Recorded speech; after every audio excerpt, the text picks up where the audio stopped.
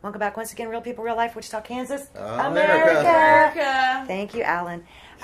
Okay, let's get back. Chip, I'm going to let you introduce Tammy, and let's get into, training. Let's get into this. Go ahead. Okay. Tammy Hazlitt. She is our trainer. Hi, Tammy. Right now.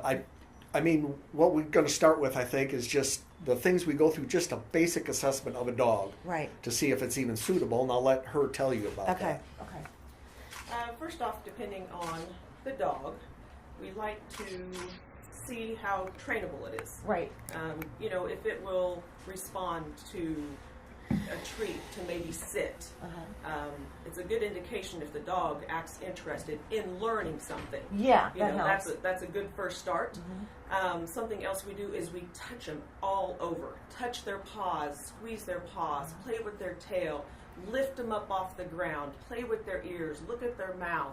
Just touch them anywhere, because someone that needs a service dog, for PTSD or other reasons, is going to be touching and hugging and holding that dog, and so they have to be okay with being the touched. touch. Yeah. Yes. Next thing we'll look at is any kind of aggression. Right. Bringing another dog to the room, on leash, of course. See how they react to it. Any kind of hair raising, growling, barking, lunging is probably a pretty good indication there might be some issues. Not a for sure thing, but possibly. So a little more looking into that would be necessary. Cats are a big thing, like Chip talked about. KHS has been nice enough to let us, walk some of their dogs by the cat out, from the windows. To see how that works. Some of them will just walk by and ignore them. Good Right. sign. Some of them go up to the window and, Yeah. So, there's ways that we can look at those things. But that habit can be broken, right? Some of them. Right. I foster a lot of dogs for them, and a dog can be good on a leash around a cat, and then, for instance, I had one in my house, would tear down my basement. Great on leash for a cat. Tear down my basement trying to get the cash back to the cat. Yeah. And that's pretty good an indication that with the time span that we spend with them, we need to Right. probably move the dog onto a forever home. So, Right. So the aggression, trainability, the touchability, and then we kind of just if they come to me and foster them, you learn more about the dogs as they stay with you. And so it's a process. It takes some time to do a full assessment. I'm always assessing these dogs. I bet. I've had Noble for a month. I've had Hank for a month. Constant assessment of how they behave around people, strangers, different things, noise. Right. They have to be able to be around different different kinds of noises noise, and be able to recover back to their job and to their task to work for the owner. So I think one of the best things that you guys do is that, and you can tell me if I'm wrong, Tammy or Chip, actually, when a dog comes to you, okay, somebody, for example, we have all these wonderful, people here that do animal rescue, okay, like Jessica comes to mind. Just love that lady. Jessica has 2 dogs that have come through our program and actually graduated to service dogs. That's awesome. And we have the Humane Society has signed a contract with us that they will vet and chip and donate a dog to us free of charge. If we go in there and we find one that assesses for the work, we've got to that's deal with them. wonderful. So a lot of times we could save a dog and help a veteran. That's Save the why I dog keep animal. asking you how, if what you do is find dogs and then train them. People that, let's say, for example, rescue a dog, bad neighbor, seen it, took the dog, but they find this dog has an excellent disposition. Can they come to you for training of that dog? That's not what you do, right? If it's a veteran, are you saying? If a veteran were to bring us a dog like that? Yeah, let's say it's a vet and they found a dog and they want it in the program. It will have to go, like Tammy said, that assessment. We will start right there. But that you do that. People We can will come do that, to you. yes. And If you have your own dog, absolutely. And what are the prices of that? Or is it part of a charge, program? no, it's everybody is the same in our program. We charge a $20 application fee, and then everything is picked up from there. Is that right? Yes. Okay, We that's don't, good to these guys have given a lot for all of us. I and agree, I don't, 100%. I I don't think they should have to pay for this. I think the VA ought to step up a lot more, I quite agree. frankly. They don't recognize people like us. It is not recognized. Right. That's There's- amazing. So how can somebody, let's say there's a veteran out there and he wants this dog, like he's getting harassed like this gentleman was by wherever he's staying, and he needs this dog to be a service animal. Like, how do they get a hold of you to do this? Who We do they have a contact? Facebook page. I talked to Stacy a couple days ago, and they're just finishing up our website. So Midwest Battle Buddies on Facebook, MidwestBattleBuddies.org, and MidwestBattleBuddies@gmail.com are the three ways you can get a hold of me.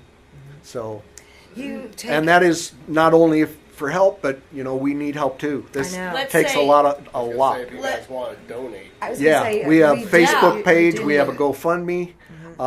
Yeah. You Okay, do need so- donations. You do need And once food. the website is up, you'll be able to donate Right. there too. Is there a waiting list? I mean, like a lot Yes. of people are going to be automatically discouraged, like, oh, I'm sure there's a waiting list. Is there a waiting list? Yes. How long is that? It depends on your needs. Oh, Right. okay. I mean, we have found that getting a dog like Hank here for a big dog that's going to have to support, actually, of someone. Mark is 6 foot plus and he's 290 pounds. Right. I right. can't put you with a small dog. No. No. He needs balance assistive things like that. So we have to find a dog that's going to work. In the meantime of trying to find Hank for Mark, we placed probably 3 dogs. Right. The smaller dogs with other people who had PTSD and different issues like that. Because we can do that, and I'm not going to hold back because this person's first in line. Right. If we can place a dog, we're going to place it. Right. Now, And so, the standards. whether- Oh, go ahead. No, the standards that you have here, like you said, the big dog for the big person, whether it's PTSD, whether it's stability, whether it's emotional. I mean, the standards that you guys hold for this. Just to be clear, none of these standards are actually in the standard public standards for when you're training for a service dog. This is above and beyond from what you guys do, from what the normal is for, as we've talked about, the old guidelines from the government saying Right. this is the standard for it to be a service dog. I mean, you guys go above that, way beyond, just We because do. that's the standard you This follow. is what I've shown you here is the International Assistance, International Association of Assistance Dog Partners guidelines, and they are the closest to what we do. Sure. But we spend more time. Even the people that are, this is the standard the VA uses. Okay, if you want to get a dog through the VA, if Alan was to go to the VA and try and get a service dog, they would go through somebody through this organization that has been authorized by this organization to do the work. And the closest one to us, I believe, is St. Louis. Now, the way most of these organizations work, they have their kennel of service dogs. And when you apply, it's a very pricey process. A normal sure. service dog is $18,000 and up. That's why these guys have no access to this. This is why Tony Turner and I started this years ago, Right. because these guys were coming needing dogs and they can't get them. And they have legitimate issues, and the dogs can legitimately help you. So that's where Midwest Battle Buddies was formed. So with that said, this is a nonprofit organization who is looking over nonprofit organizations. Right. No And that real is- regulating. It's Yeah. ridiculous. And the standards, I like this standard a lot, and we have even upped that, but this is 30, 40 years old when they only did hearing and vision dogs. There's a lot more of these dogs coming out for a lot, lot more more needs. issues, Yeah. and we need to start re-looking over these things. The laws are terrible. They need to be looked at. I've been in contact, and please, everybody, contact your politicians. Yep. Contact your congressman, contact your senator. This stuff has to change. I agree. I agree.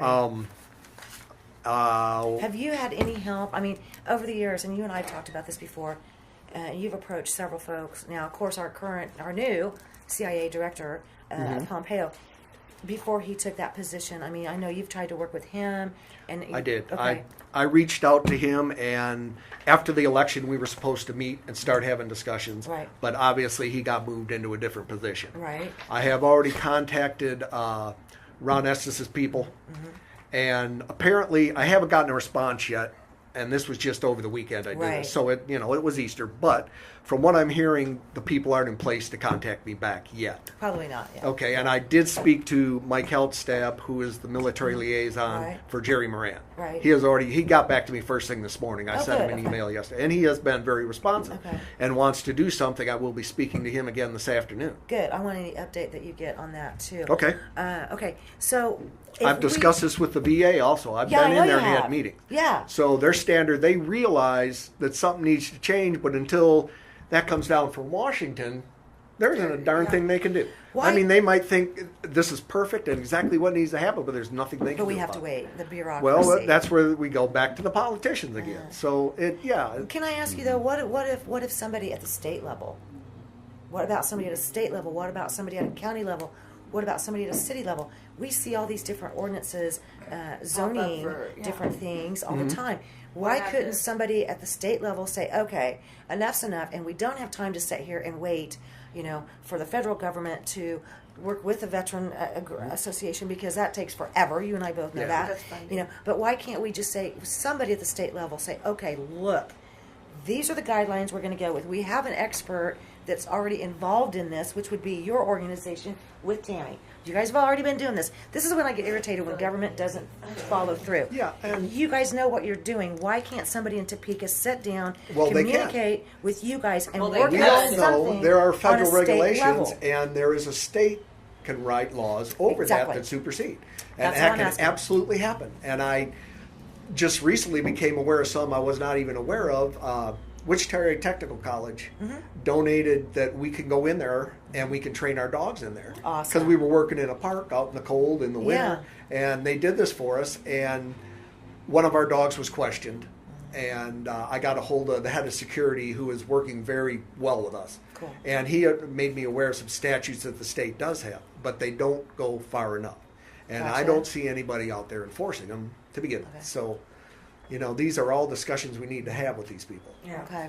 I just think that, I really do believe that at a state level, certain ordinances to protect the veterans, to protect the dogs, to protect both parties in this can be done.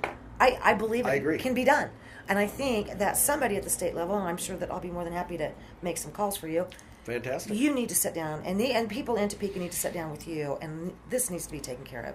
Yeah. We're going to get back in just a minute because I know we have a lot more to cover. Yeah, we do. So we'll be right back. Real People, Real Life, Wichita, Kansas. I'm America. America. Uh, Yay. Maybe